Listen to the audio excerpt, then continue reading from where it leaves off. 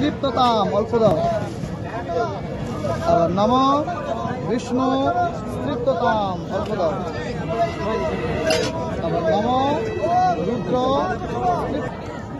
এবার মন্ত্রপাঠ নম। পিতৃপক্ষের অবসান ঘটিয়ে মাতৃপক্ষের শুভ সূচনা হলো আজ মহালয়ার ভোরে। দেবীপক্ষের সূচনায় তর্পণের জন্য ভিড় জমল শহর শিলিগুড়ির লালমোহন মল্লিক নিরঞ্জন ঘাটে। বিশ্বাস এই দিনে পূর্বপুরুষদের আত্মা শালকে ফিরে যান এবং প্রিয়জনদের তর্পণে তৃপ্ত হন। তাই এই পূর্ণকর্মে অংশগ্রহণ করলে জীবিত স্বজনদেরও মহান পুণ্যলাভ হয় বলে মনে করা হয়। প্রতি বছরের মতো এবছরও শিলিগুড়ি ও আশেপাশের অঞ্চল থেকে অসংখ্য মানুষ নিরঞ্জন ঘাটে তর্পণ করতে ভিড় জমান। এদিন শিলিগুড়ি পুর নিগমের ডেপুটি মেয়র রঞ্জন সরকারও তর্পণ করেন এবং পরে কুমোরটুলিতে গিয়ে দেবী দুর্গার চক্ষুদান করেন। আজকে দেবী পক্ষের সূচনা মহালয়া হয়েছে।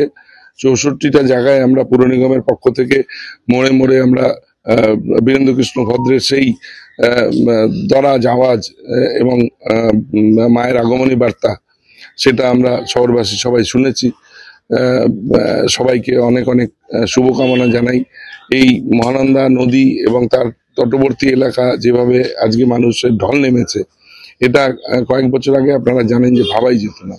এখানে নাকে রুমাল দিয়ে লোকে আসতো এবং এই নদীকে আর জীবনে কোনোদিন এর পুরনো রূপ ফিরিয়ে দেওয়া যাবে এটাই আমরা ভাবতে ভুলে গেছিলাম শহরবাসী। আজকে আপনারা দেখছেন হাজার হাজার মানুষ এই পরিষ্কার জল, এই গঙ্গা তীরবর্তী মহানন্দা তীরবর্তী এই অঞ্চলে আমরা তর্পণ করছি। সবাই এখানে বেড়াতে আসছে, এখানে একটা অন্য পরিবেশ তৈরি হয়েছে।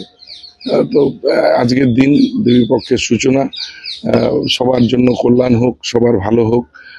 শহরবাসী, রাজ্যবাসী, দেশবাসী সকলে ভালো থাকুক, শান্তির পথে থাকুক, ঐক্যের পথে থাকুক। আজকের দিনে এটাই কামনা করি।